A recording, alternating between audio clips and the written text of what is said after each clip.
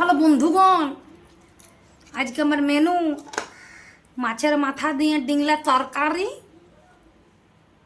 আর কাতলা মাছের ঝাল রাঁধেছি আর ডাইলিও করেছি। হ্যাঁ, ডিংলার ঝাল মাছের মাথা দিয়ে বড় সুন্দর লাগে খাইতে।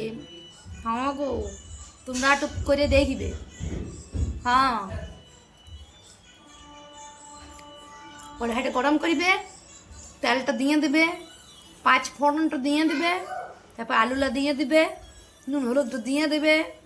আলুগুলা ভাজা হইলেও জিরা বাটা, আদা বাটা, পেঁয়াজ বাটা, রসুন বাটাটা দিয়ে দিলে, তারপরে কুমড়াগুলা দিলে দিয়ে ভালো করে করে খটং খটং করে লাড়িয়ে নিলে মশলাটা ভাজা হয়ে গেল। দিয়ে জলটাকে ঢালিয়ে দিলে, জলটাকে ঢালিয়ে দেওয়ার পর থাইসে থুইসে রেখে দিলে হয়ে গেল ডিংলে রান্না।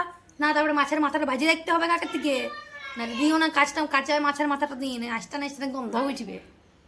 মাছের মাথাটা ভাজিয়ে রেখে নিবে, লাস্টে দিয়ে দেবে মাছের মাথাটাও ভালো করে থেসে থেসে দিয়ে দিবে, হয়ে গেল ডিংলা ঝাল মাছের মাথা দিয়ে।